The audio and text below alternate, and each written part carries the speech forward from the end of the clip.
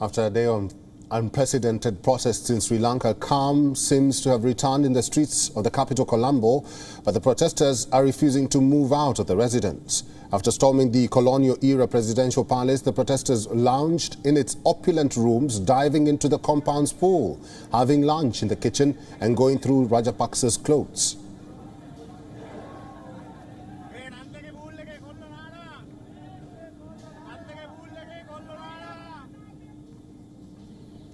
But in comparison to yesterday's storm, today's scenario inside the president's palace is much more calm. Protesters are still inside the president's residence.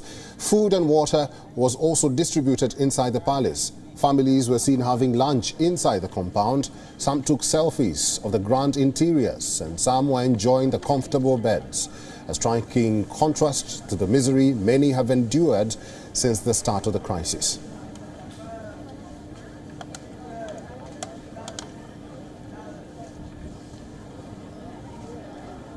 Hundreds of thousands had gathered in Colombo demanding Rajapaksa to take responsibility for the shortages of medicines, food and fuel.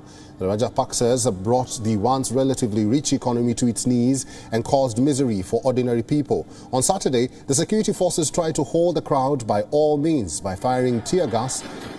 They provided an escape window to President Gotabaya Rajapaksa as he fled his residence and then boarded a naval craft which steamed away from the island to safety.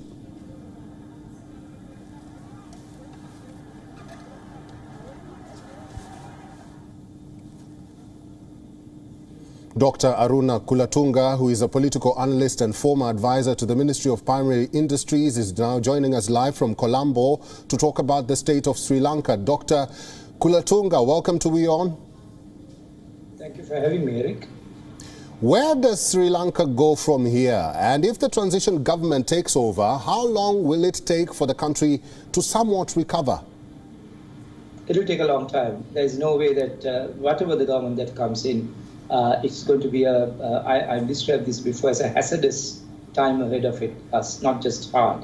First of all, the so-called transition government itself is looking very problematic at the moment. Constitutionally, we have three ways in which we can change the government or change the president.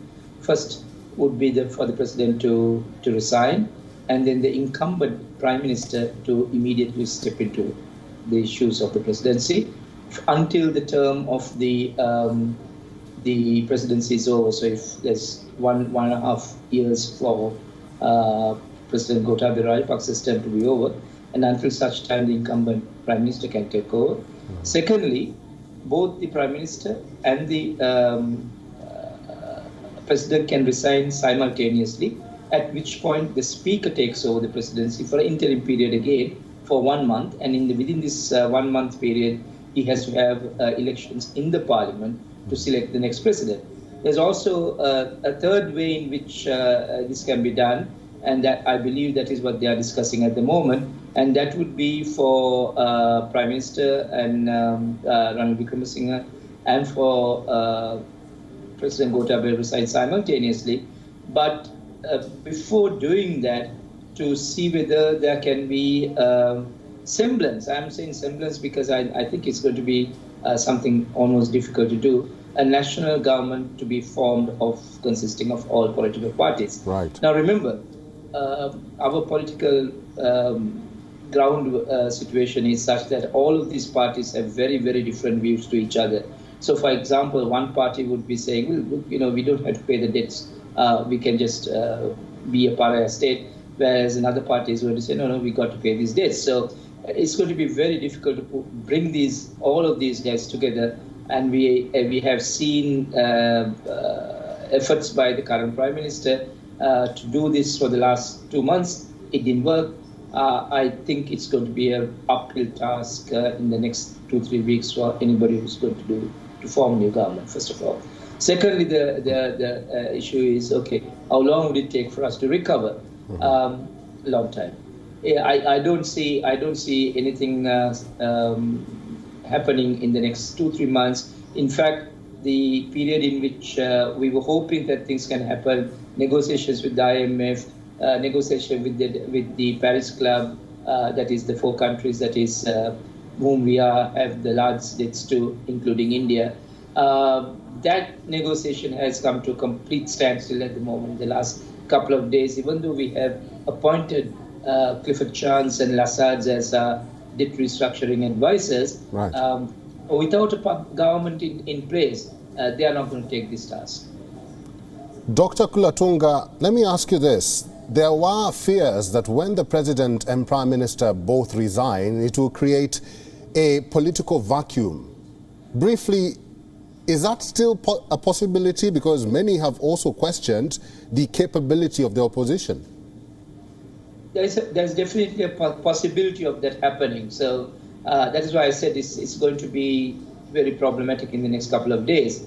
I think efforts are being taken to bring in maybe a former minister who was in the Poduchana party, which is the president's party, but who left that party or distanced himself from that party about a year ago, basically as an interim president. That effort is being taken. I'm not 100% sure whether how that would succeed either. So you are right.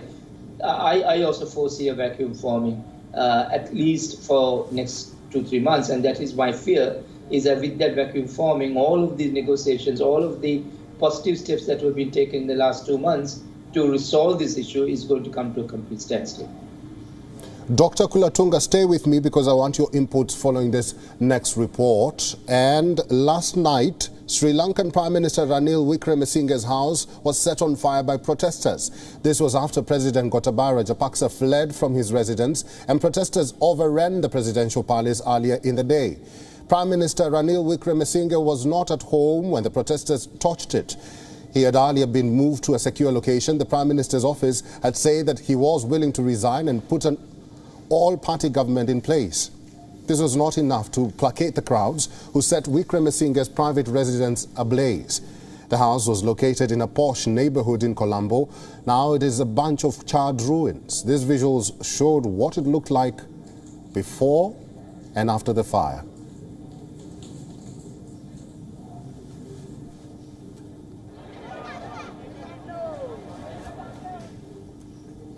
Dr. Kulatunga, thank you so much for staying on.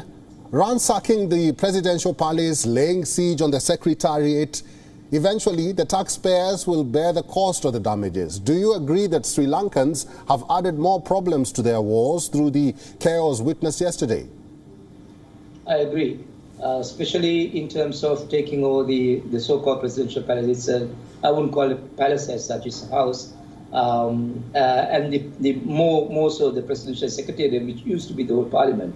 I'm getting reports that a lot of damage is being done inside. But that's not the issue that we have. The issue is not the physical damage, but the damage to the Sri Lanka brand as such, and the damage that is being created to governance in the country. There's definitely a disconnect between the people and the ruling politicians, and that is why this is happening.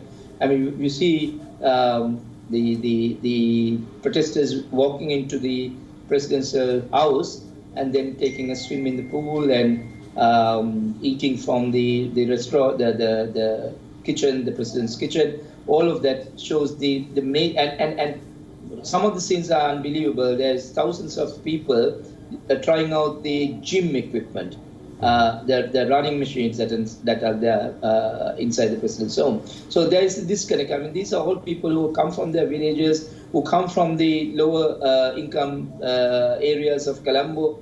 They've probably never had the chance, or they've never seen a gym as such. They've never seen a menu that has been going around from the president's home. These are things that shows the disconnect between the politicians up there and the people down there as well. So this is it's dangerous, to say the least. Now, as far as the Prime Minister's house is concerned, I spoke to him this afternoon, and he was basically saying, "I've lost everything that I had." The house was not his. He has already. It's a very modest home. It's not a big house as such. Goes generally with politicians' homes in Sri Lanka. He had already given this home. He's written it to his old school, so he doesn't own the house anymore. The only things that he owned that was inside the house was some very valuable collection of books. That's all burnt off. Some of them were saved, but most of that has been burnt off. Remember, he comes from a family of people who have been involved in the independence movement. His grandfather was one of the main actors in the independence movement. So a lot of the books and documents that were in that house comes from that time. So it was a historical trove of documents. Right. God. Our time is up, Dr. Kulatunga, but I'll ask you this, and I want one sentence response. What should be the top 2 focus of the new government when it takes charge? Very simple.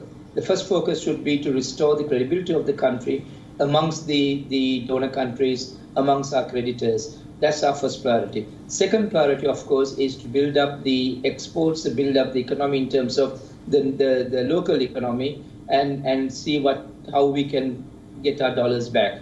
So, and also that goes to the credibility that we have lost amongst our expatriate workers, because the expatriate workers are not sending the money back to Sri Lanka. So if we can do these 3 things: first, build up the credibility with our donors and the creditors, build up the credibility with our expatriate workers, and then start somehow or the other to push our exports out back into the world. That's what we have to do. We'll have to end it there. I've been talking to a political analyst and former advisor to the Ministry of Primary Industries, Dr. Aruna Kulatunga. As always, thank you very much for making time and for talking to WION today. Thank you. WION has been tracking all the latest updates from the ground in Sri Lanka. Our correspondent Dasunia Thanda, who is currently in Colombo, has sent us this exclusive report from the Presidential Secretariat and also an exclusive access to Lankan Prime Minister Ranil Wickremesinghe's residence. Take a look. Citizens in a country that has been dealing with its worst economic crisis that has now led to an acute shortage of fuel, gas and even certain food commodities continue to come towards the Presidential Secretariat, which has now been completely open to the public after what transpired yesterday following the mass rally that resulted in thousands of protesters storming this specific location, which is known to be one of the most high security and highly guarded properties in Colombo. Much of the protesters feel elated from what took place yesterday, given the fact after months of tireless demands and tireless protests, President Gotabaya Rajapaksa is finally set to resign this coming week. However, Sri Lanka's political future pretty much still has no proper answer as of right now, which only means Sri Lanka's economic crisis has no answer as well. Stay with WION World is One as we track the latest developments here in Sri Lanka.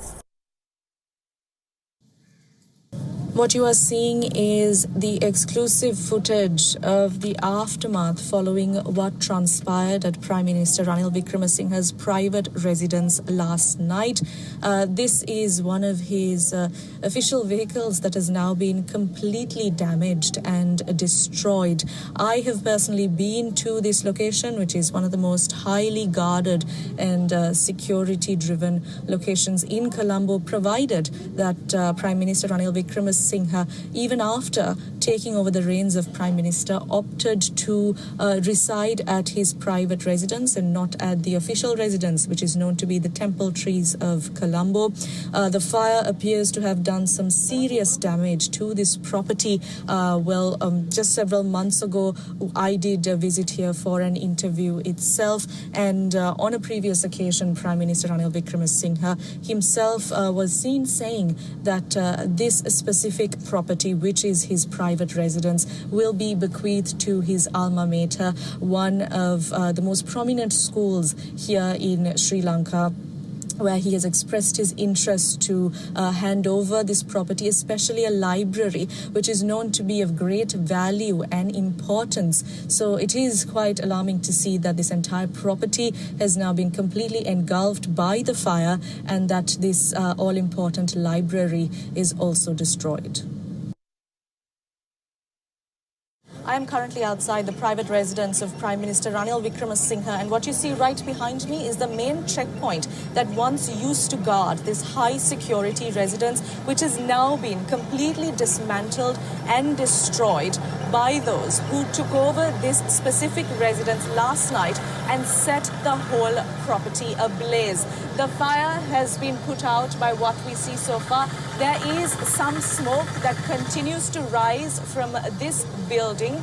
Media personnel and security are currently on site trying to assess and take stock of what exactly transpired last night. From what we know so far, 3 individuals have been arrested in light of what took place here yesterday for setting ablaze this high security property, which is also the private residence of Prime Minister Ranil Wickremesinghe. Keep in mind that this took place even after the Prime Minister, towards the late evening hours of yesterday, expressed his interest to resign and step down from his post of Prime Minister following a dramatic and chaotic day here in Sri Lanka.